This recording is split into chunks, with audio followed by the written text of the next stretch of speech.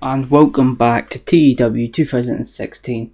Matt Jackson's contract is nearly up, so we are going to go ahead and offer him a new one. Let's see if we can maybe bring this down a little bit. Maybe we try for $650 per appearance.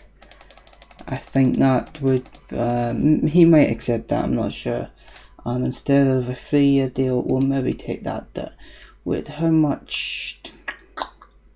A written deal, he'll be for 2 seconds. I need to do some maths here quickly. And we are back now. In the interest of trying to save a bit of money here, we are going to be offering him a written deal. I've done the maths. If we use him 5 times a month, which is 4 TV shows, 1 pay-per-view. 2 seconds, I'm just going to reposition the mic here. Okay, I think that's us now. Okay, so if we use him 5 times a month for 1 pay-per-view, 4 TV shows, that's coming to about 9 grand. No, actually it isn't. It's coming straight to 9 grand. It's coming directly to 9 grand. So first of all, that means nothing from what I hear. And take that right down, and we're gonna offer him a written deal. And I'll do my best to take this down. We'll put it down to 8,350 and see how that goes, and make him an offer. Shit, I have a working agreement with PWG. Okay, so before we continue, we have tried to end our relationship with PWG, and now we're going to clear the air in the locker room. Okay, Rodrick Strong, he was annoyed, aired his issues and got a small morale boost. Okay, the air has been cleared. We have not done that has not done what I wanted to do, but then we will go ahead and book the show. Okay, so we have just booked the show, and we are ready to go ahead and run the show. So let's go ahead with it. So the Amazing Red starts off the night as he takes on Dalton Castle in a match that lasts about 7 minutes. The Amazing Red, of course, defeats Dalton Castle by pinfall, and it was a decent enough match. Not the best, but that's more because they don't really click, which isn't great. But let's go ahead to the next segment. In a even worse match, we have Moose with his open challenge, as Cheeseburger is actually the one to answer it. In a bout that was rated which was rated 37. It lasted 7 minutes, and Moose picks up a pinfall victory after he hits a spear, making defense number 5 of his title. And if you thought that the pay-per-view would be unanswered, his match in the pay-per-view would be unanswered, you are wrong. We have Kevin Kelly backstage in a pre-recorded interview as Adam Cole and Adam Page is on the screen, and this here was 42 rated, which isn't great unfortunately, but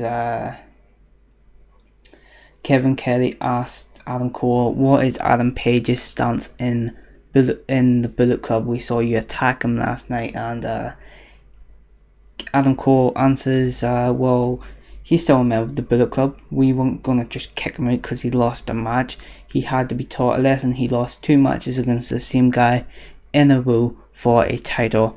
He needed to be taught a lesson, and I taught him that lesson, didn't I, Adam? And Adam Page says, yes, you did. I've accepted where I went wrong, and it will never happen again. I have swore it to Bullet Club. I have swore it to our leader, Kenny Omega, and more importantly, I have swore it to the man standing beside me, the man that accepted me into the Bullet Club, Adam Cole. So Adam Cole then says that Adam Page may not have been able to take the World TV title from Moose, but Adam Cole will, and it'll be whenever he decides. So that is a match that will be coming up soon enough. So Mandy Leon and Mickie James then continue on the night in a match that lasts 5 minutes. Mickie James defeats Mandy Leon in the 5th minute, of course, by pinfall. Mickie James then picks up the mic and says, that's at the pay-per-view, Best in the World, Bex Phoenix picked up the pinfall finish, but we all know it was only because I laid ODB out. I should have checked up on that, but yeah, so she says that, and says, Beth Phoenix, if you want to prove that you can actually hang with me, that you think you want to prove that you're better than me, get down here and we'll go at it. And her challenge is unanswered, so where will that go? We'll just have to wait and find out. 63-minute match here, Cedric Alexander and BJ Whitney takes on the Addiction. This match was to put over Cedric and BJ, and it does so as Cedric Alexander picks up the pinfall victory against Frankie Kazarian. But that was after Christopher Daniels and Frankie Kazarian are distracted by Bobby Roode and James Storm, who once again comes out to cost them a match. Cedric Alexander and BJ Whitney of course go over because of this, which I'm happy enough with.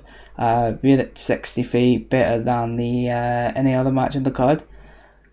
Work improvements, nothing improved yet. Okay. In a 45-minute segment, then we have James Storm, Bobby Roode, Christopher Daniels, and Frankie Kazarian as Beer Money Incorporated actually attack the Addiction once again. Was this season? I think we all know what this is going to lead to.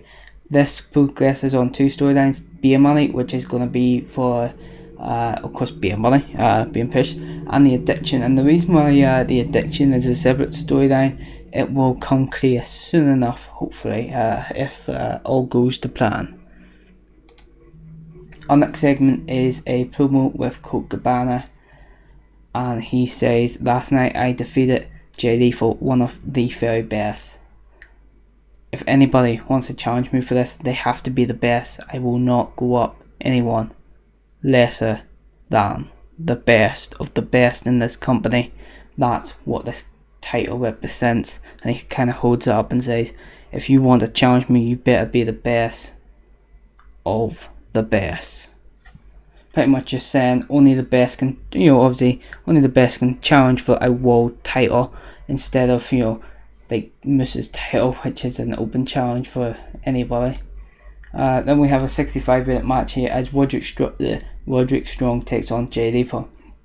Roderick Strong picks up the pinfall victory. I want to try and push him more, really bring him back as a competitor. That he has been taking a lot of pinfall losses, which I commend him for, and he has been complaining about. But I want to put him into a storyline here, which this kicked off a storyline, of course, between Roderick and Jay Lethal. And I really just want to push Roderick, and Jay Lethal seems like the perfect person to do that after coming off that loss against Colt Cabana. And then I can start to build up Jay Lethal more and more, and maybe put him into a World TV title next, or maybe even the tag team titles. A 56 minute show there. We only lost popularity in one region, increased it in 12, which, I mean, we increased it in 12, so